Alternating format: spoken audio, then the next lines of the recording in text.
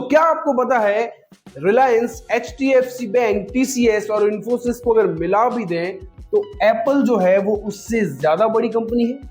लेकिन आपको नहीं लगता यार मेरे को कैसे पता चला कि एप्पल जो है वो काफी ज्यादा बड़ी कंपनी है? क्या ऐसे गोले बना देने से मेरे को पता लग गया कि एप्पल जो है वो इतनी बड़ी कंपनी है? नहीं, ये मेरे को पता चला है मार्केट कैपिटलाइजेशन से। अच्छा, आज की इस वीडियो में हम बात करेंगे मार्केट कैपिटलाइजेशन, जिसको हम क्या बोलते हैं, मार्केट कैप भी बोलते हैं।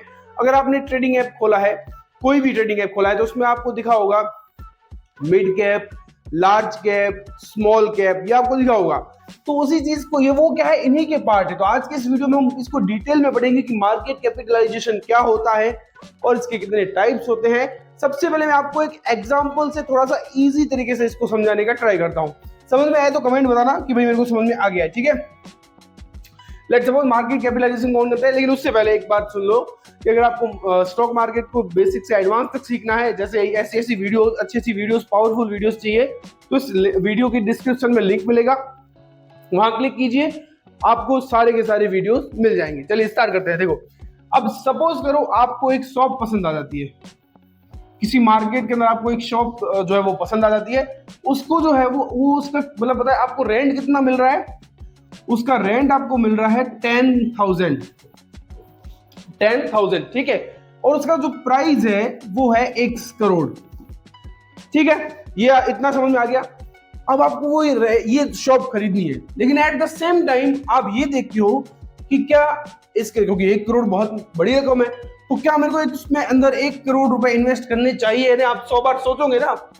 या फिर मेरे को 1 करोड़ में कोई ऐसी शॉप पास में मिल जाए जो मेरे को 15,000 रुपए दे दे, है ना, सेम प्राइस में। क्या मेरे को ऐसी शॉप भी मिल सकती है जो मेरे को 15,000 दे दे? तो अब आप क्या देखने गए, चले गए इसकी वैल्यू पता करने चले गए, क्या इसी प्राइस में मेरे को और ऐसी चीज मिल सकती? मतलब आप इन्वेस्ट करने से पहले आप किसी चीज की वैल्यू देख रहे हो। इसी चीज को क्या बोलते हैं? Market capitalisation. स्टॉक मार्केट में, जैसे स्टॉक मार्केट में अंदर आप मान लीजिए, एसएम लिख देता हूं मैं, स्टॉक मार्केट, इसके अंदर कोई कंपनी के अंदर आपको इन्वेस्ट करना है, तो आप क्या देखेंगे, क्या उस कंपनी की इतनी औकात है कि मैं उसमें इन्वेस्ट करूं और मेरे को रिटर्न दे दे।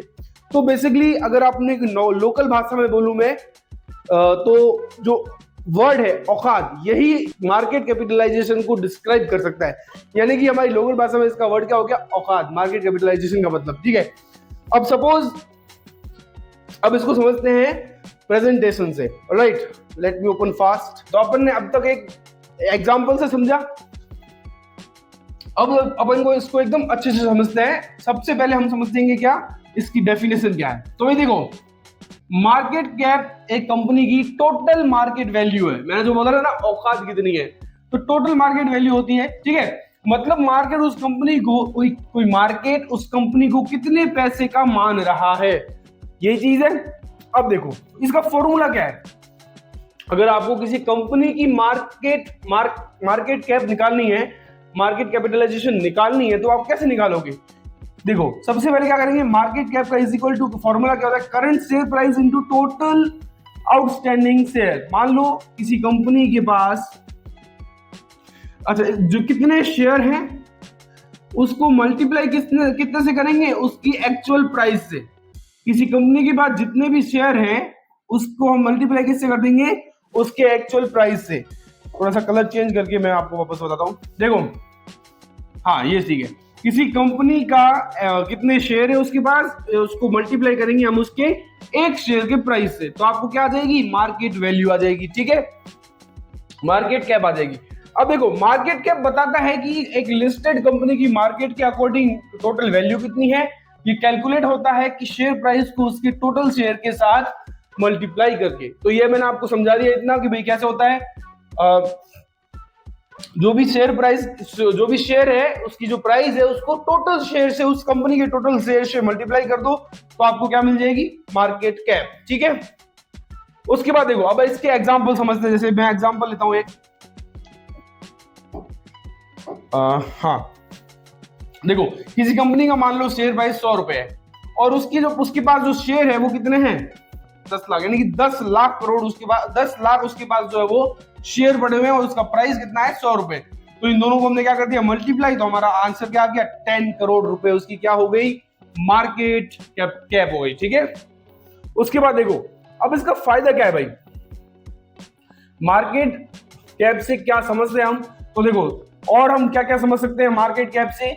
देखो कंपनी का साइज कितना है भाई, अगर बहुत बड़े पैसों की कंपनी है तो उसका क्या साइज कैसा होगा, जो मैंने बताया था ना मिड कैप लार्ज कैप अभी वो आएंगे, तो कंपनी का साइज पता चलता है कि वो मिड कैप है स्मॉल कैप है।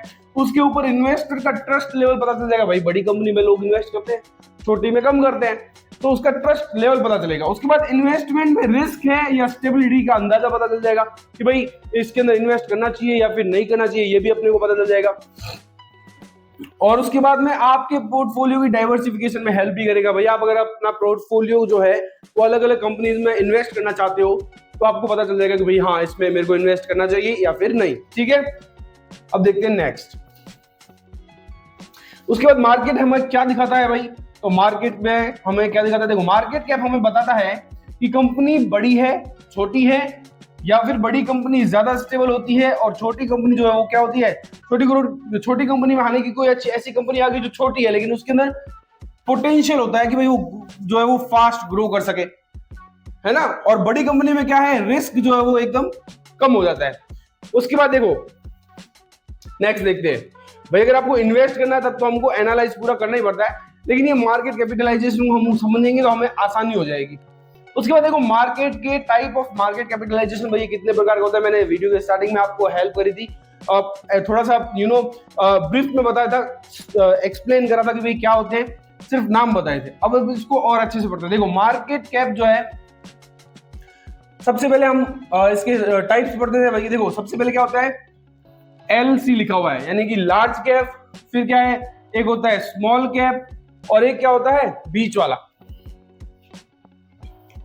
यानी कि देखो मार्केट कैप अगर लार्ज कैप है तो मार्केट कैप उसका प्राइस क्या होना चाहिए, और उस कंपनी का अगर वो कंपनी लार्ज है तो 20,000 करोड़ अगर उसकी प्राइस है, यानी कि उसके पास जितने शेयर है और उस एक शेयर की प्राइस है उसको इक्वल अगर 20,000 करोड़ आ रहा है तब वो कंपनी कौन सी हो जाएगी, वो कंपनी हो जाएगी लार्ज। एग्जांपल देखें रिलायंस, TCS, इन्फोसिस, जो मैंने बताया था ना स्टार्टिंग में नेम, ये वही लार्ज कंपनी है इंडिया की।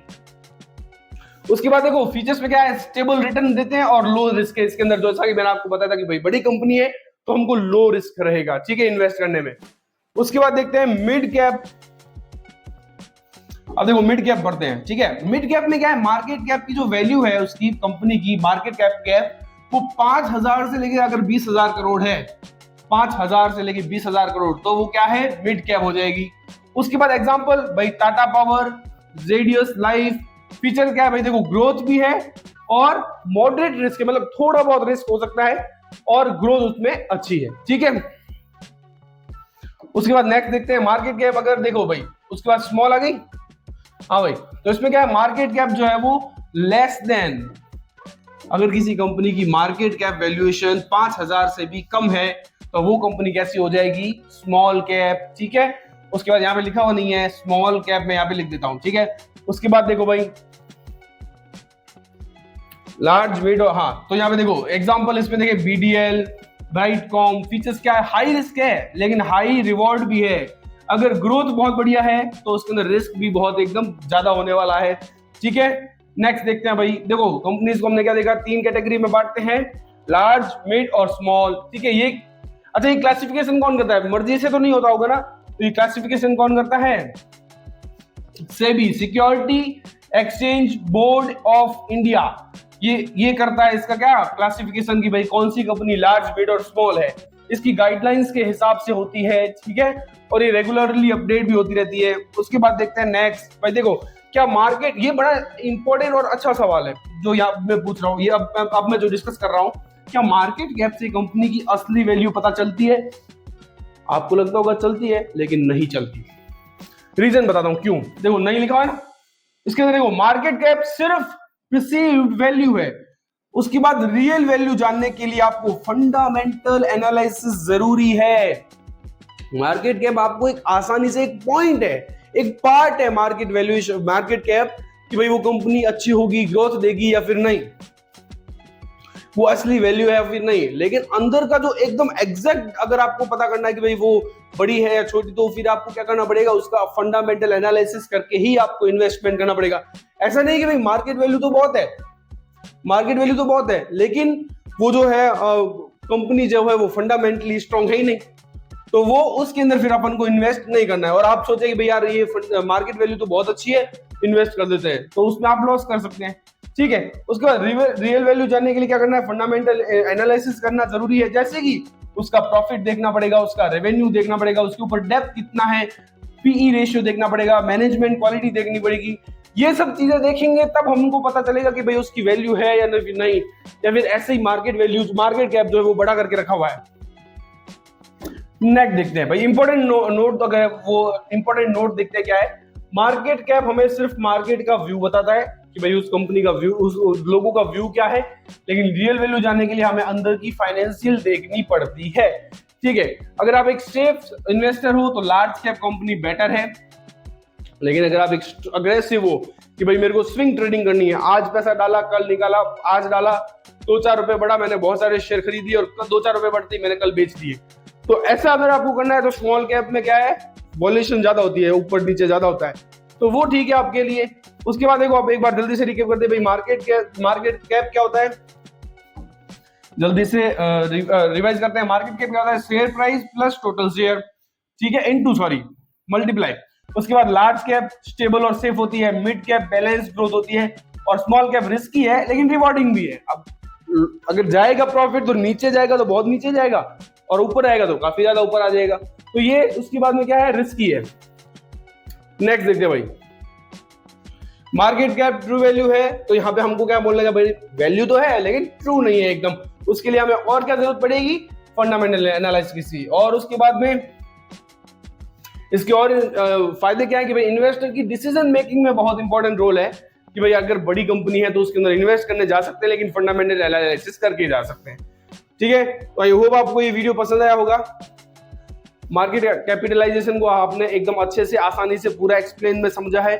और भी अगर आपको वीडियोस देखने हैं शेयर मार्केट से रिलेटेड बेसिक से लेकर एडवांस तक छोटी छोटी टर्म्स को अगर आपको समझना है, तो नीचे प्लेलिस्ट के अंदर डिस्क्रिप्शन में लिंक दे रखा है, वहां जाके आप क्लिक करके चेक कर सकते हैं। आई होप आपको ये वीडियो पसंद आया होगा। वीडियो पसंद आया तो कमेंट कीजिएगा कि हमको पसंद आया, और कौन सी और चीजों के बारे में आप जानना चाहते हैं, वो भी उसकी भी कौन सी वीडियोस चाहते हैं उनके ऊपर भी जो है वो आप कमेंट कीजिए।